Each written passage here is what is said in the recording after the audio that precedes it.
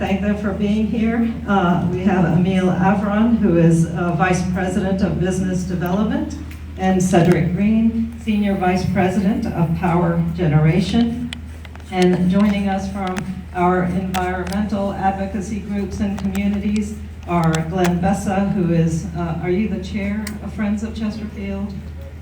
I'm one of the board members. Okay, so loosely organized, but strong and mighty.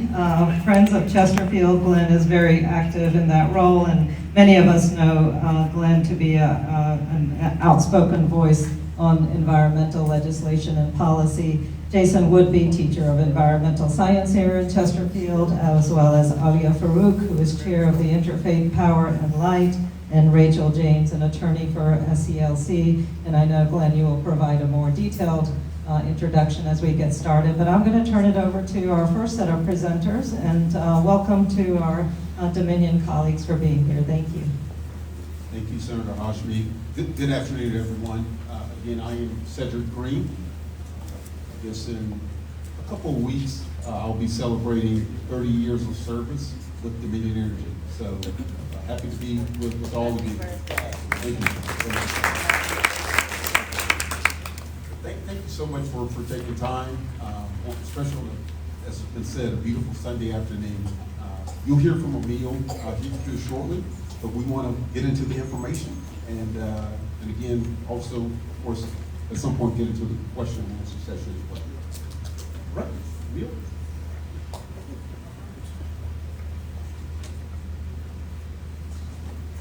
So, we thought it was important to really talk about, what we're doing, Dominion Energy, for Chesterfield County. We've been serving electricity to Chesterfield, the Richmond area, for over 100 years.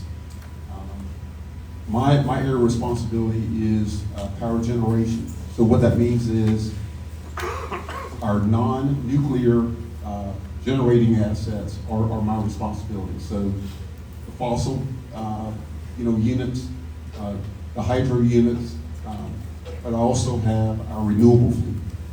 So solar and energy storage as well.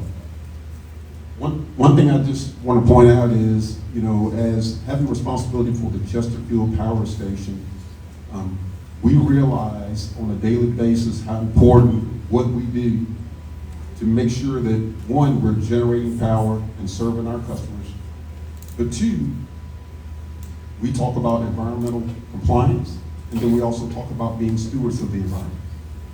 That is our focus, and so it's critical for us as we move forward.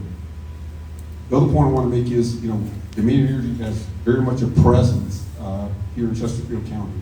We of course have our Midlothian local office here. We have a lot of our training facilities for the company in this area. Our electric distribution, electric transmission training facilities is here in the county.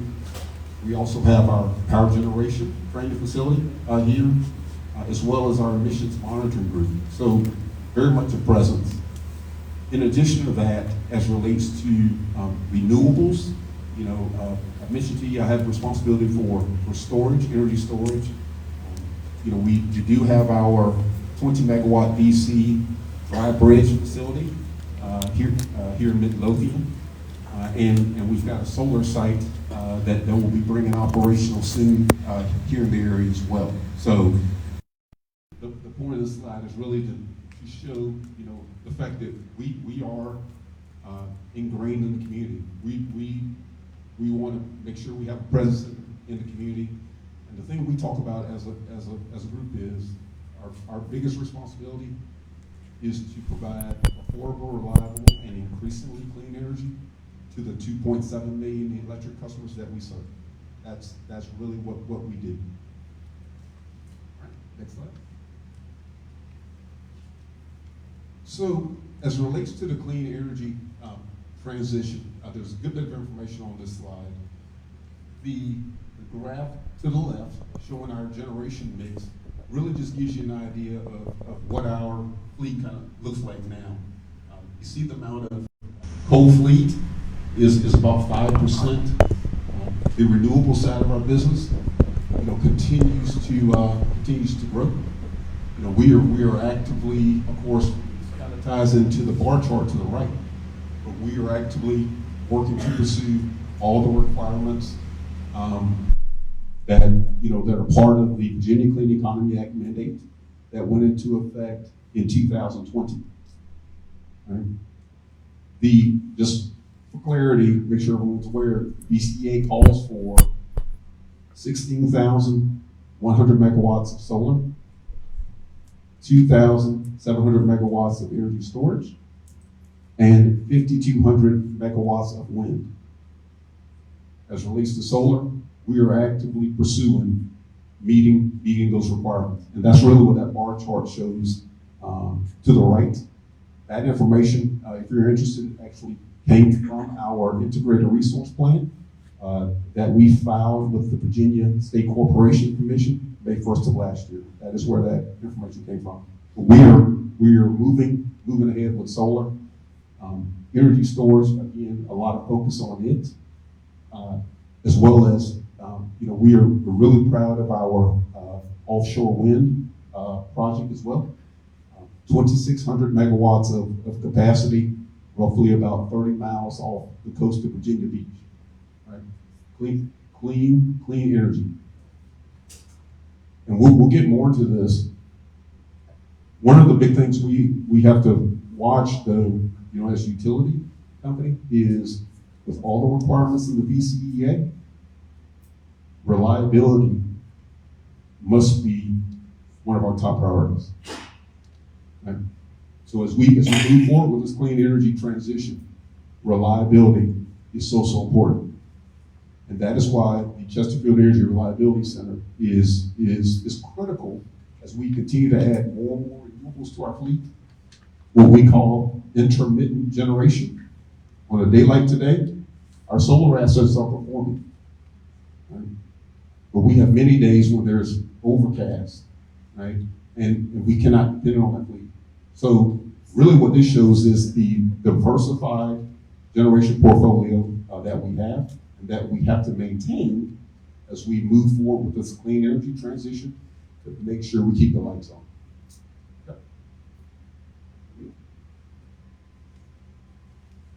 Okay. Good afternoon, everyone. Emil Abram, Vice President of Business Development with Dominion.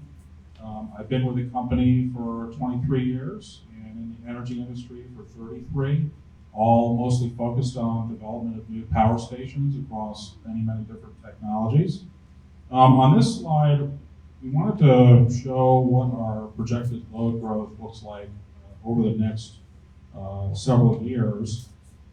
We do have significant electric demand forecasted, and the chart on the left essentially shows how that has changed over the last 5 or so years, that forecast. And that top line now, the light blue line on the very top, essentially indicates that we're going to grow from a 23 gigawatt peak summer load to about 34 gigawatts by 2030. So that's a pretty significant increase. So not only are we going to transition our existing generation fleet to increasingly clean resources, but we have to do that with a significant electric demand growth forecast going on at the same time. And that's a very challenging thing to do.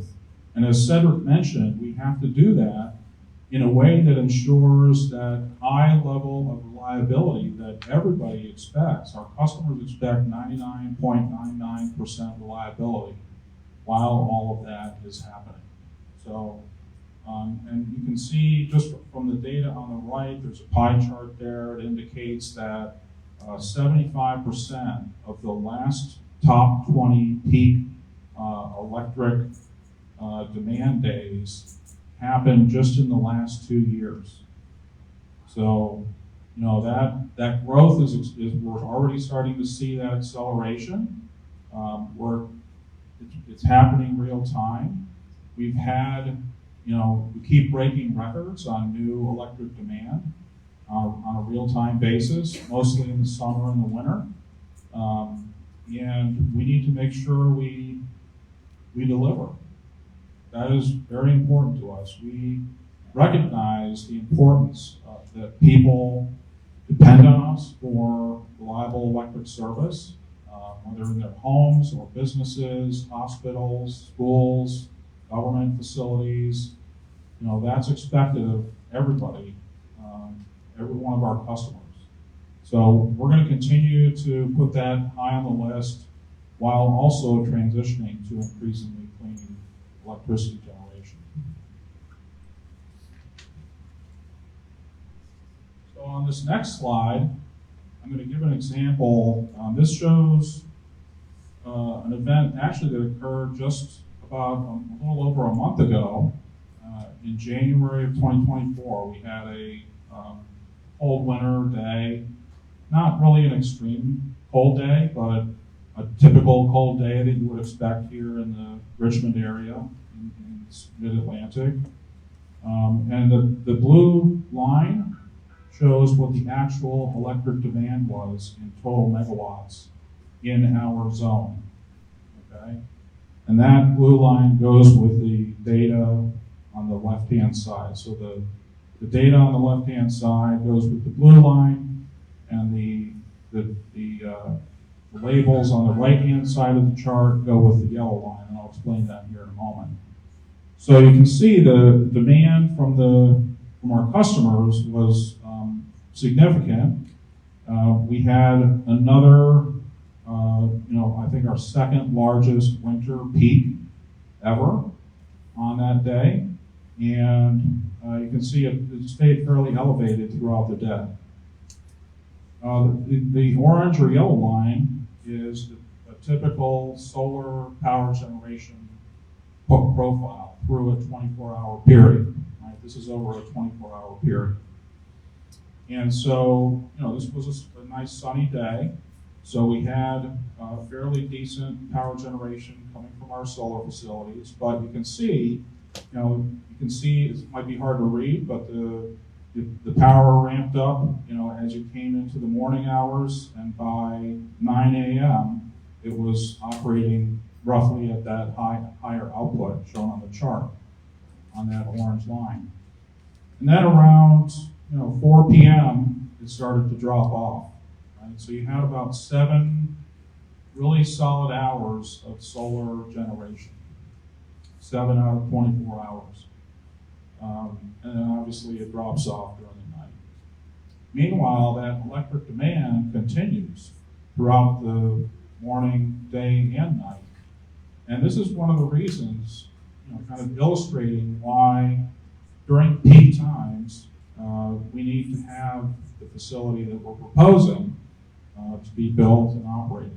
So this is something that's important to demonstrate and show, kind of illustrate what the output of a solar facility might look like versus our electric demand profile throughout a 24-hour period.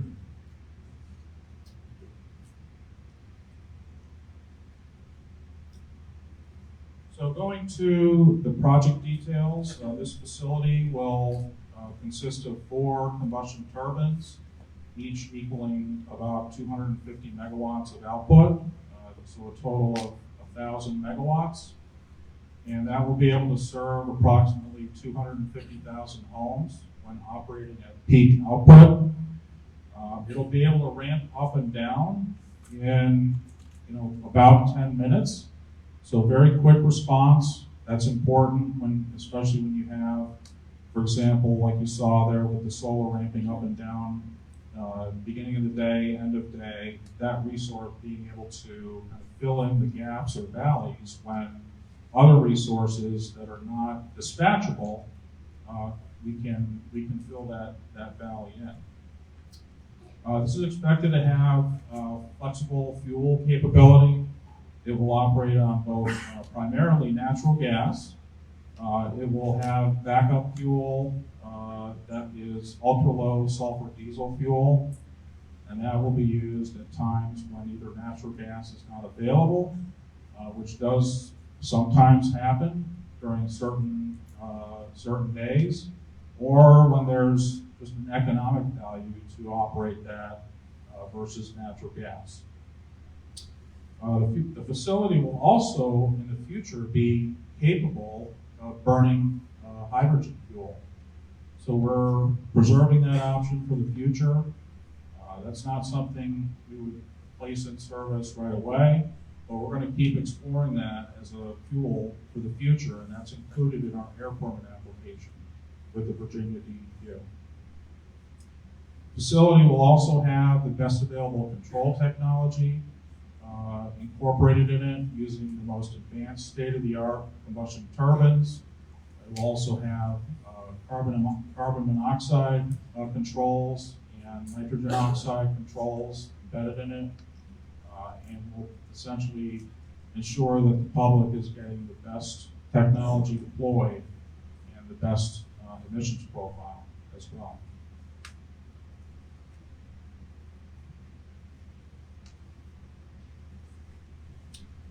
So the facility is located at the 94-acre site in the James River Industrial Center. It's already zoned industrial or I3, part of the Route 1 corridor technology that exists today. It is right next to Chesterfield Power Station, right adjacent to it.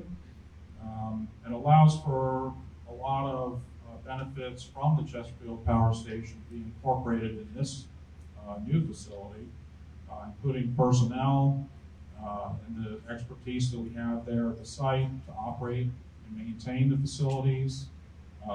The site has electric transmission access that's favorable, and also natural gas pipeline system availability as well. So it ends up being a great location for such a facility. It's also not close to residents. The nearest resident is about 1 mile away, given that it's in an existing industrial zone that's been developed over the past 100 or so years, maybe more like 75. So we think it's the right location and the right time and the right facility to be proposed by Dominion Energy. Almost there. So as part of this project, we have significant economic impacts. This is very sensitive, sorry. So the facility will have, will utilize local workers from the represented unions. We expect to have minority and small businesses represented in the construction of the facility. We have hiring, apprentices, and training planned. We have engaged workers from historically economically disadvantaged communities on this project and past projects like it.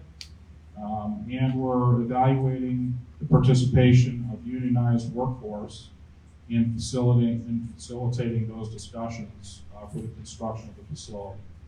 So we think that there are significant economic benefits to the project. You can see those listed there on the slide. They're fairly significant and they're long-term.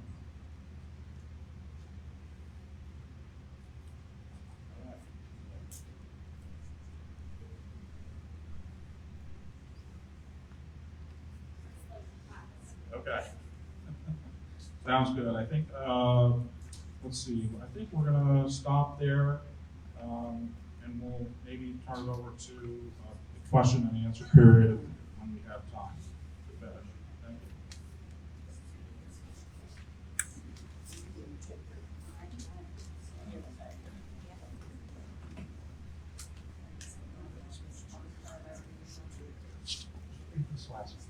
Okay, thank you. So my name is Glenn Vesso, and I am retired from the Sierra Club as the Virginia Director. I've been active in environmental issues. I've lived in Chesterfield County for about 24 years, and very happy that we have such a good crowd here this evening. I'm going to let my colleagues introduce themselves in the interest of time, but I did want to say that when we learned of this gas plant, we came together, a number of people came together who were very concerned about this. We formed a group called Friends of Chesterfield County, which I think will probably be taking on other issues too. But at this time, Friends of Chesterfield County was formed to inform the public and to raise concerns relative to this project. So let's see. Just wanted to kind of give you the geography here. We'll talk more about this later, but this is a slide showing where the plant is and where some of the other facilities that we're concerned about will be. With that, I'm going to turn it over to my colleague Jason, who will introduce himself. Hello, everybody. I just want to say thank you to all the community members who have joined us today. Thank you to Senator Hashmi for organizing this event.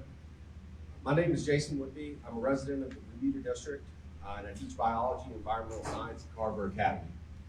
I've lived in the county for about a decade, and my wife is a lifelong resident. The plant we are discussing today generates power by burning fossil fuels, mostly methane and fuel oil. And when you hear proponents talk about natural gas, they're talking about mostly methane. That's about 95% of what makes up natural gas. Dominion's application is to run the plant up to 37% of the time. This will result in a large amount of pollution being released, and this pollution will have many negative health impacts on residents of Chesterfield, especially those living close to the plant. The plant will emit 345 tons of nitrogen oxides, 819 tons of carbon monoxide, 159 tons of volatile organic compounds, and 159 tons of particulate matter size 2.5.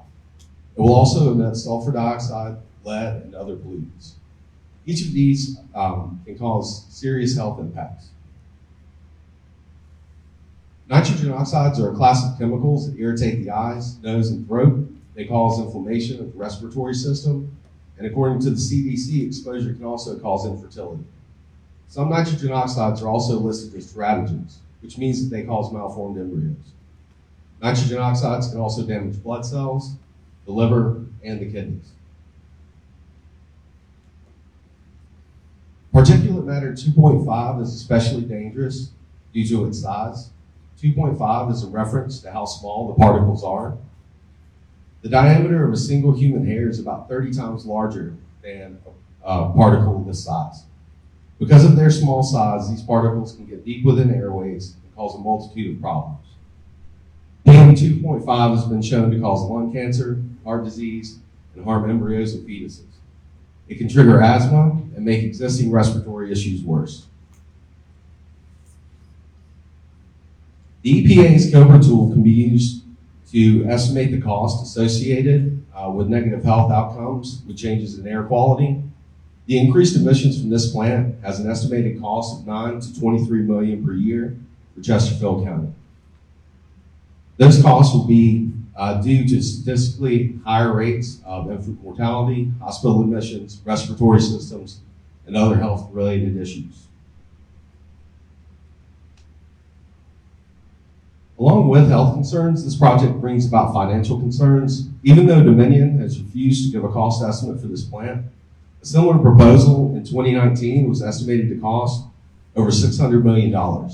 It's safe to assume the cost will be even higher today. This cost will be paid by residents through higher energy rates. Dominion's integrated resource plan estimates that residential bills may almost double over the next 10 years. Choosing one of the most expensive ways to produce electricity doesn't serve Chesterfield County. This table is from the Energy Information Administration, and it shows the cost of energy production by source. The turbines that Dominion is proposing for this plant are listed as simple combustion turbines. These produce electricity at a cost of $124 per megawatt hour. And solar, just for a frame of reference, is about $34.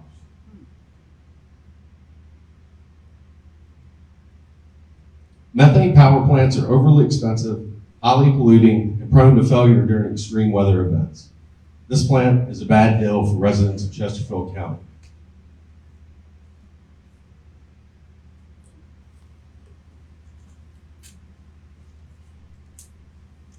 Good afternoon, everyone. My name is Aliyah Farouk. I serve as a chairperson for Virginia Interfaith Power and Light. We collaborate among people of faith and conscience to grow healthy communities by advancing climate and environmental justice. We do this work because all people have the inalienable right to clean water and clean air. I have been residing in Chester for over 27 years now. I am also the wife of a retired lung specialist who practiced in Hopewell for 20 years. I witnessed the heavy toll it took on my husband to see the suffering of his patients. On an even more personal note, my family is no stranger to lung issues and cancer. Unfortunately, both my in-laws, who lived with us for 20 years, died of lung disease. My husband's younger sister also died of cancer. So I have a firsthand account of how these illnesses are extremely traumatic for those suffering from them, but also so difficult for the family members who have to helplessly watch their loved ones in pain and gasping for air. So naturally, you can understand why I am so concerned about the proposed gas plants. We know that these type of plants impact our health negatively and can lead to premature death. The community that would be most impacted are the people who live in close proximity to the proposed plant. In this situation, we have a textbook definition of an overburdened environmental justice community, who are majority colored folks, and 25% of them live below the poverty line. Within a 3-mile radius, and we saw the slide earlier, within a 3-mile radius of this lethal proposed plant, we have over 6,000 homes. Almost 25% of the population is under the age of 18. We have Bellwood Elementary School, only 2 miles away. The closest home is less than 1 mile away, while the community center is 1.4 miles away, and the James River is only 1.8 miles away from the proposed site. Unfortunately, this community has a long history of environmental injustice. As you all know, it's been less than a year since the coal-fired plant was finally retired in 2023. This plant remained active and thus harmed this community for over 50 years. Due to the fatal effects of toxic coal, the community and the environment have suffered significantly. Common health impacts of coal-fired power plants include, but are not limited to, asthma, brain damage, breathing difficulties, heart disease, cancer, neurological disorders, and premature death, just to name a few. But the nightmare didn't end last year. There are currently millions of cubic yards of coal ash, which is going to take over a decade to remove. Coal ash contains hazardous materials such as chromium, lead, lithium, mercury, radium, and other heavy metals, which are carcinogens. Cancer, heart disease, various lung diseases, thyroid issues are all linked to these metals. It is no secret that coal ash ponds leak into the environment and ultimately harm us all.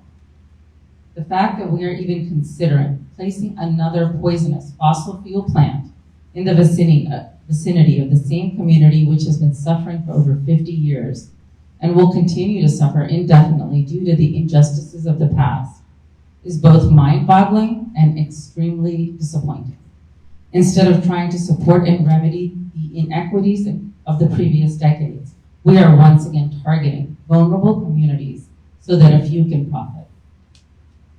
As leaders, we have the responsibility to support our neighbors, our planet, and our future generations.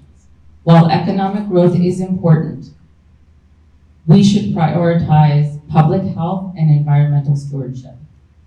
Clean air is a basic human right. And I'm going to say that again. Clean air is a basic human right.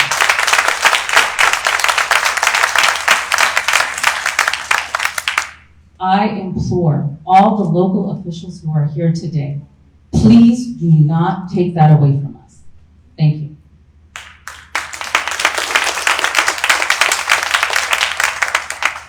Thank you all for being here. My name is Rachel James, and I am an attorney at the Southern Environmental Law Center, or SELC, and I'm actually a resident here in Chesterfield County, in Bermuda District, which is the district where this plant has been proposed to be sited. And at SELC, I have the privilege of focusing my work on supporting an equitable clean energy transition for Virginia. And in this role, I've learned and focused on reliability and resource planning. And so I'm here to speak a little bit about that with you all here today. First things first, SELC is not ignoring or disregarding the importance of maintaining reliable access to electricity. In fact, we are paying strict attention. What we are doing is paying strict attention to whether Dominion is fulfilling its responsibilities as a public utility in a manner that is compliant with Virginia's laws and policies. Dominion often mentions, as you heard today, how concerned it is about its ability to keep the lights on, and it takes its responsibility around maintaining reliability seriously. But Dominion isn't giving us the whole story. Dominion is not alone in its efforts to keep our lights on, because Dominion is a member of a regional organization called PJM. PJM is responsible for keeping the lights on for you, for me, and for 65 million customers in 13 states and Washington, D.C. The power outages we experience when there's a storm and a pole is damaged or a line is down, those outages, Dominion has 100% responsibility for reinstating your power. But in winter storm incidences, like Winter Storm Elliott in 2022, or Winter Storm Jerry earlier this year, yes, Dominion provided critical support to keep the power on, but it was PJM who kept the power on for those 65 million customers, 13 states, and Washington, D.C. Dominion is a member of PJM, and as a member, they should be planning to optimize resources available before deciding to build a new gas plant. Our concern is that Dominion has not fully evaluated alternatives, and in Dominion's long-term planning proceeding, the Integrated Resource Plan mentioned earlier today, the State Corporation Commission senior hearing examiner who heard that case had the same concern. The hearing examiner actually recommended that Dominion's IRP not be approved, based primarily on the fact that Dominion assumed it would build these combustion turbines in Chesterfield County without fully evaluating alternatives, despite Virginia's Clean Economy Act mandating carbon-free electricity by 2045. Optimizing renewable energy requires Dominion to dramatically change its planning approach. Instead of planning to build a gas plant over 100 miles away from where the majority of load growth is happening, Dominion should be focused on maximizing renewable energy solutions, like placing solar plus battery storage near where the demand is located. We know Dominion has responsibilities related to maintaining reliable electricity, but we also know Dominion isn't alone in making sure our lights stay on. We know that Dominion first planned for this gas plant in 2019, and despite having years to fully evaluate alternatives, Dominion provided no such evaluation in its long-term planning proceeding last year. What we don't know is why Dominion expects us to accept its shortcomings. The law requires, and Chesterfield residents and all Virginians deserve reliable and renewable electricity. If Dominion is not able to deliver that, then Dominion should be able to clearly show that they've exhausted all options. Dominion simply hasn't provided this information, and we think in the absence of those critical details, Dominion should not plan to build this gas plant, and certainly should not ask residents of Chesterfield County to accept this polluting facility as their only option to maintaining reliability.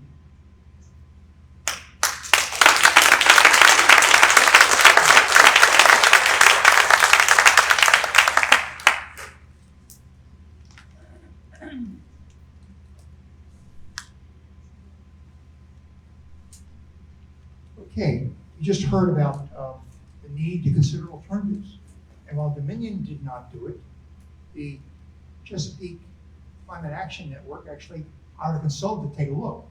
And you can see the Apple Associates in 2023, I think it was September last year, did an analysis, and they indicated that the Dominion could actually meet its load by investing in renewable energy, solar, wind, batteries, and most important that they seem to leave out a lot is efficiency and what's called demand-side management. There's no reason why we can't curtail use in some cases. There's certain uses that can be curtailed when we have a need, and actually see that that power goes somewhere else. So it's really important to recognize that there are other ways to do this. And if we went about this approach, that consultant determined that we could actually save ratepayers $28 billion because do you know that solar is the cheapest form of energy available?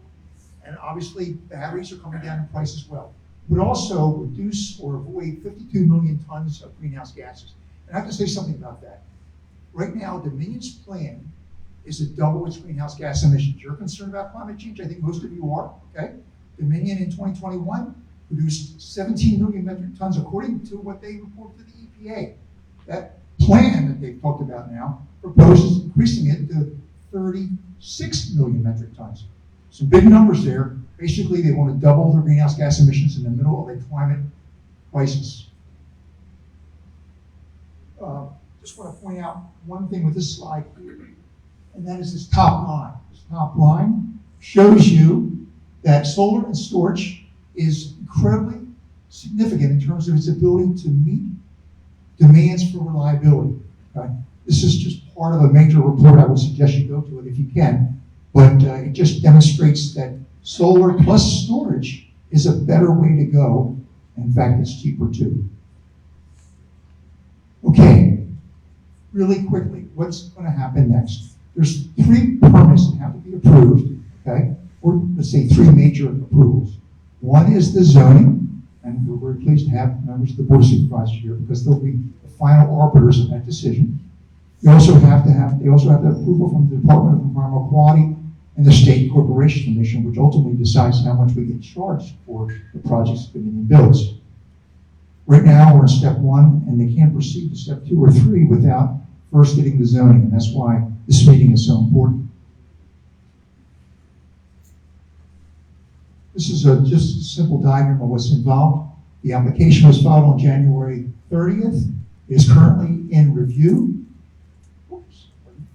Wow, what happened there? Okay.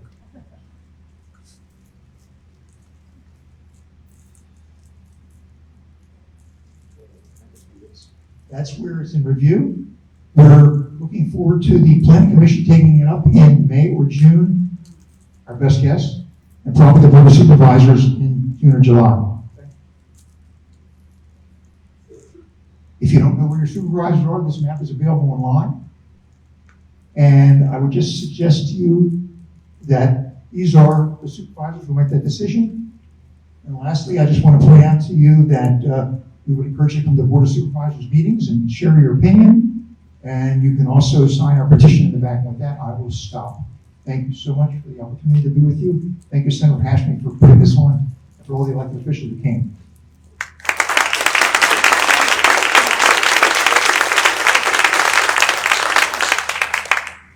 Well, I want to thank our presenters for all of the information that they have shared and provided. And we did leave time to have some questions, and I know you all have lots of questions, as I do, as I was listening to the presentations. And June, if you could help me, were there any questions that were pre-submitted that were not addressed during the presentation portion? We could address those, 1 or 2 of those first.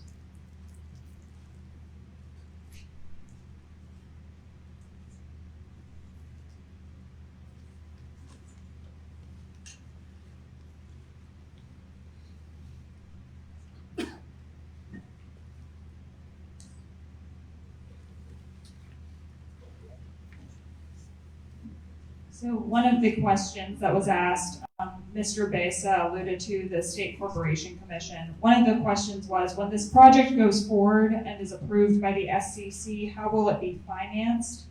I assume this will be an additional rider added to the current bill for all Dominion customers. So if Dominion could please address the cost. Sure, absolutely. So yes, when we propose a facility before the State Corporation Commission, we seek 2 things. One is a permit to construct and operate a facility such as this, which is called a Certificate of Public Convenience and Necessity. And then second, we would seek approval to recover costs over the life of the asset, as we do for any other facility, for solar, storage, wind, nuclear, natural gas facilities as well. So that would be a process that we would go through with the commission. We would expect that decision, to occur, obviously, before we start construction of the facility. So that's something we need before we start construction. Thank you. And then one other question that was not addressed is, has Dominion Energy conducted a climate risk assessment on building out gas infrastructure and evaluating if it's likely for the gas plant to become a stranded asset? And if you all would mind defining stranded asset, just for folks that may not know in the audience. Sure. So I would say that, again, this asset, we're planning to build 95% of our new nameplate generation as solar, wind, and storage. This is about 2 to 3% of the new construction in nameplate megawatt capacity that we are looking to build. And again, it's to fill in those valleys when solar and wind are not operating. You cannot operate a grid reliably on just solar, wind, and storage.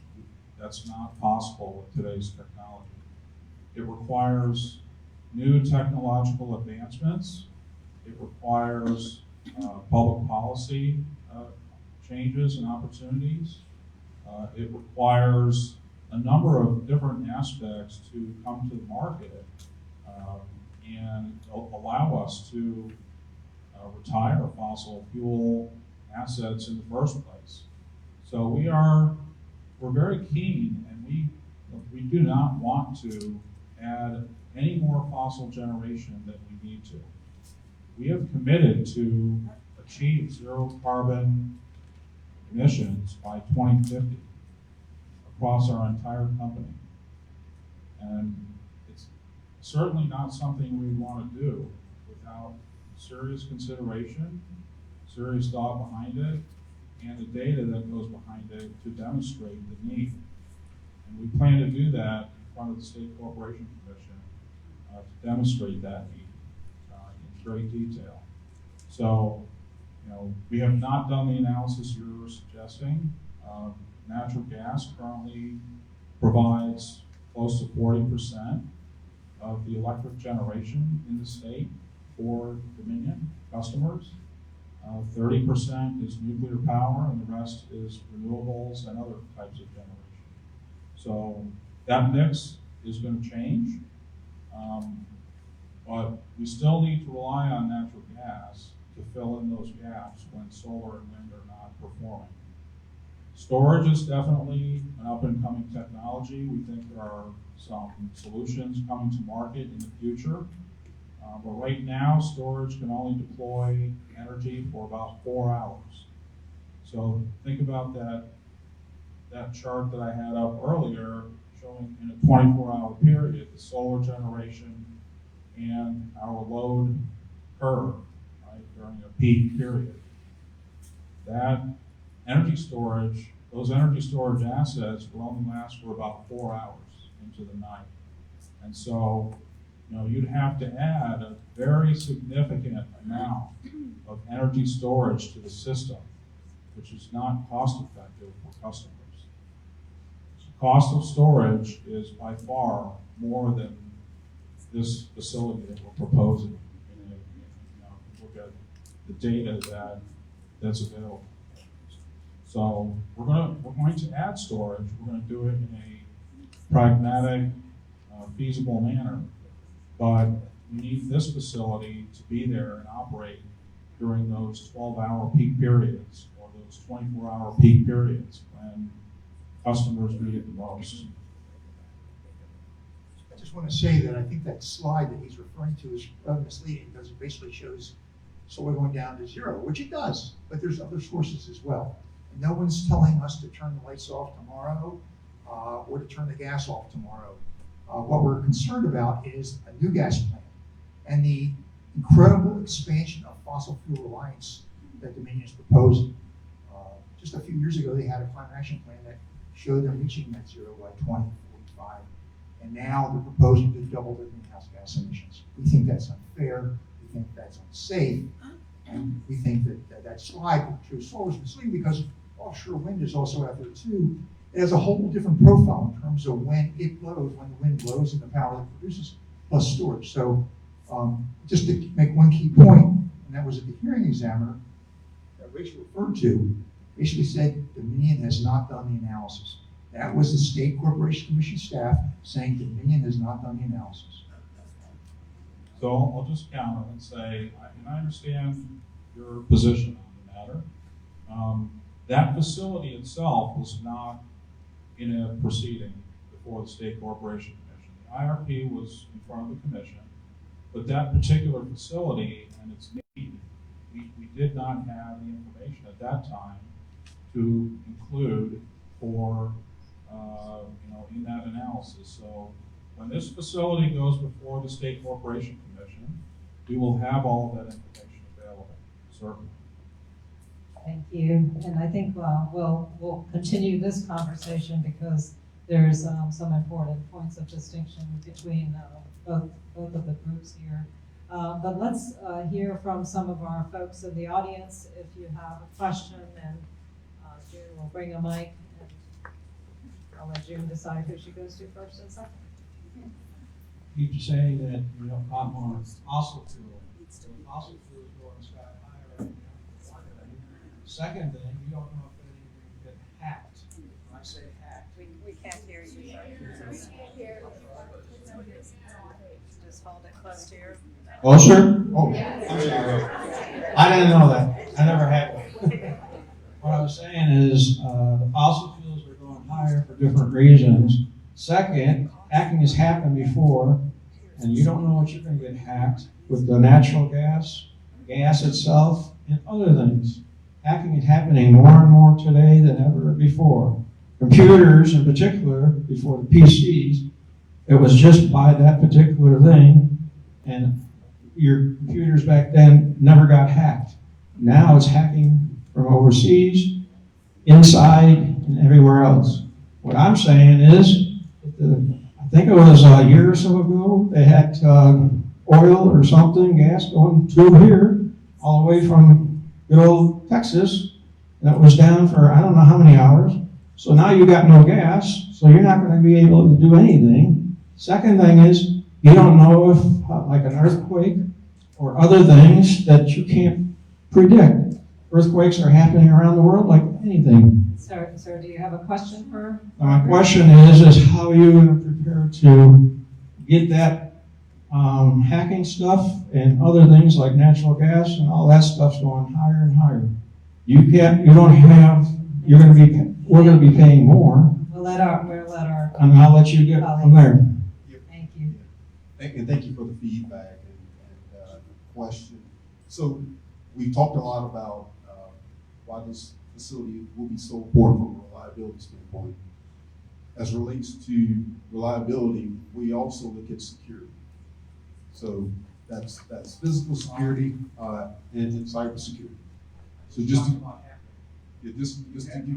to give you an idea, at our what we call our traditional facilities, our solar energy, that's in one area of renewables. As relates to our traditional facilities, our power plants have what we call industrial control systems.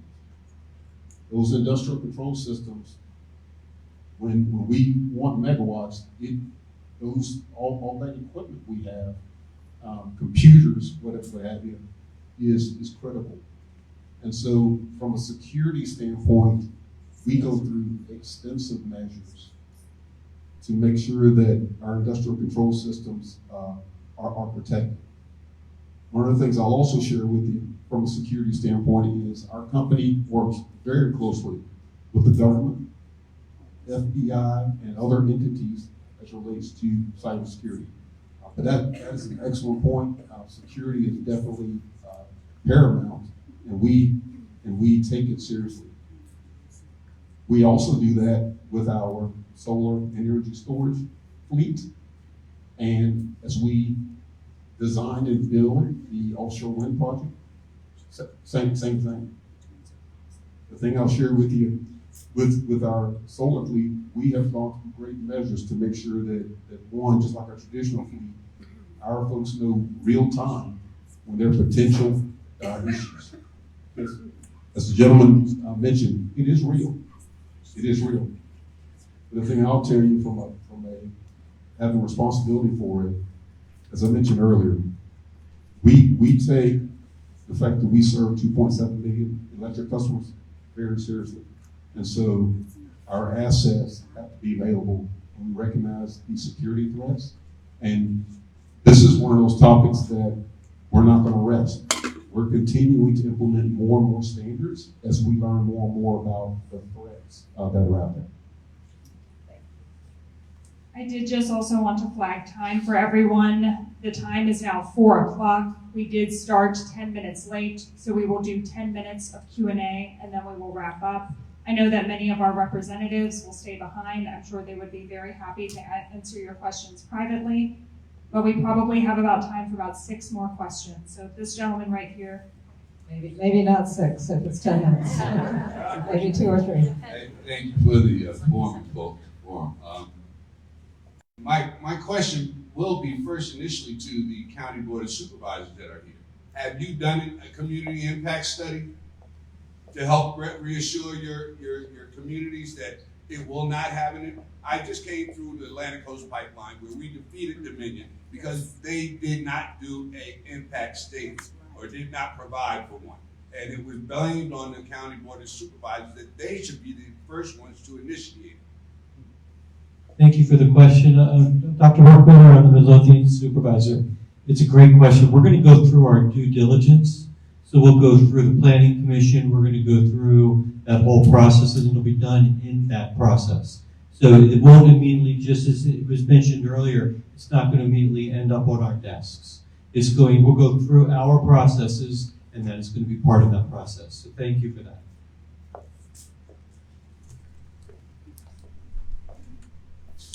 Thank you. I'm Mike Uzel. I'm a lifelong resident of the Bermuda District, and just got a couple of comments and questions.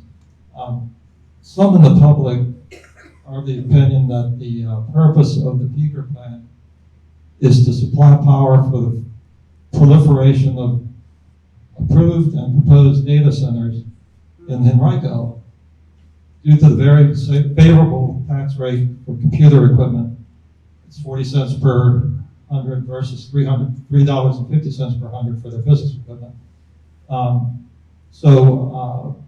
What would keep Dominion from operating this plant at 100% capacity to cover the demand from online and future data centers? And if the data centers demand is indeed in Henrico, wouldn't it make sense to have this peaker plant in Henrico rather than Chesterfield? So that's basically in a nutshell what I'm asking. Great questions, thank you for that. We have an obligation to serve customers that seek electric service. So, for example, if someone's building a new home and it's in our service territory, right, they would expect to receive electric service. Now, that's the same case for commercial customers, industrial customers, etc. We are obligated to do that. We don't have a choice to say yes or no. We're obligated because that runs all the way up to federal government's rules about serving and having open access to electric service by all of the public. So whether it's a data center or Lego factory or a new home that's being built, we're obligated to serve all of those. And data centers certainly are a large component of the load growth that's coming to Virginia and has been coming to Virginia now. But we're obligated to serve that load. We can't say no. We have to plan for that. So we're planning the right transmission, the right generation resources, and we're also going to do that in an ever-increasing clean manner. As Cedric mentioned on one of the slides, we're planning 30 to 45 gigawatts of new clean generation. This is 1 gigawatt. This is a fraction, a small fraction. It's 2% of that amount that we're planning to deploy. And I mentioned that this facility, is proposed here because it's an existing industrial zoned area. It's not near residents. The nearest resident is about a mile away. It has been operating as a power station in the past. It has access to electric transmission resources and natural gas resources readily available. And so that's why this site has been selected. Hopefully that answers your question. It really doesn't, because you didn't answer my question about can it be operated at 100% to supply that demand Sure, I can answer to the that. dry belt? Sure. So this type of facility would not operate that as much as 100%. First, our air permit that we submitted won't allow that. Right. So we're capped at 37% of the time, roughly, approximately. But it will be deployed when our customers need it most, right? During those high temperature days in the summer and very low temperature days in the winter. That's when it's expected to operate. So we don't anticipate anywhere near 100%. It'll be much, much less than that. I think we have a comment here. Yeah, I just want to say that PJM has estimated that residential demand has flatlined or is even expected to go down over the coming years. So I think it's a bit dishonest for Dominion to frame this as if it's about keeping the lights on here in Chesterfield County, when in reality the demand, the new demand coming from these data centers. Okay, based on time, I think we have time for one more question just to allow everybody to have closing remarks, including our host. This nice woman back here is going to be our final question. I'm just an average resident in the county in the western parts of the county.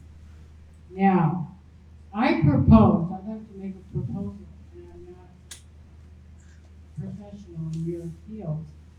And the proposal is that we would not even need this gas plant if we could slow down or stop overdevelopment. Have you visited my neck of the woods lately? This is why this gas plant is being planned. We are building at a rate that is insane, absolutely insane. We can't get down our roads. You may think this has nothing to do with this subject, but it has everything to do with this subject. Because we're saying yes to all the developers, whatever they want to put on a quarter acre of land, let's put it there. We don't have the resources to support this kind of ridiculous development, including keeping the lights on. We want to keep the lights on. Stop this overdevelopment. Thank you so much for the comment. I don't think I heard quite a question in there, but certainly the comment is well taken. And I know a lot of our Chesterfield residents are concerned about the issues of development all across the county and certainly all across the region as well. And that's something that our local elected officials are grappling with and are certainly interested in your feedback and your comments. I know we're reaching the end of our time, and I personally just want to thank everyone who is here, you, the audience members, for being here, for your interest, and for your very, very critical voice in these kinds of conversations. We can't make good decisions without the input and the engagement of all residents in the area. So thank you so much for being here and adding to the discussion. Thank you to our various voices, the coalition, that I think is a good word.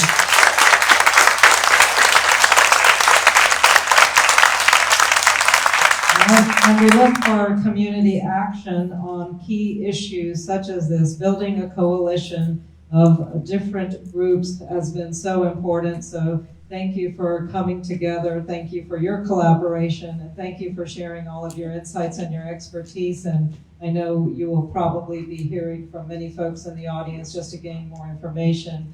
I also want to thank our representatives from Dominion And thank you for taking these hard questions. Thank you for answering the concerns.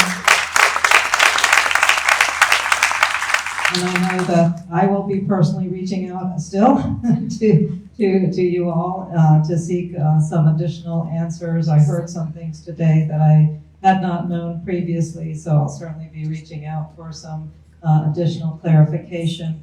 And I want to thank my fellow elected colleagues for being here. And Delegate Jones and I both represent Chesterfield County, along with several other of our elected officials. But we will be thinking through all of these discussions in the next few weeks, and certainly watching closely for the actions of DEQ, the actions of our local elected officials, and the actions of SCC as well. I think we will all stick around for the next few minutes and happy to take personal questions and conversations. But thank you again for joining us. Thank you again to the Parks and Rec Department of Chesterfield County for hosting this afternoon.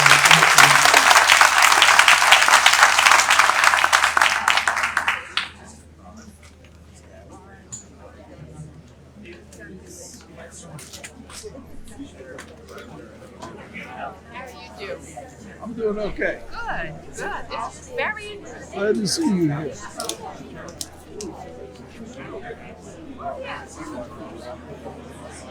I wanted to ask you, we can come up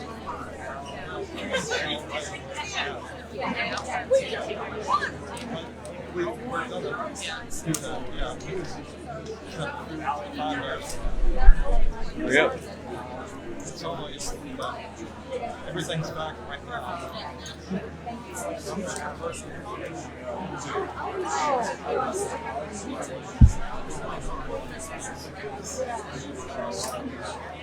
Right. What's that? Yeah. Hi. So they haven't released this show. And me too.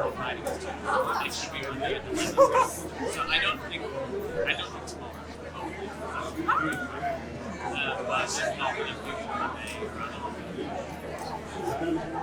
I don't know when we can do it online, but I think that makes the same. Okay.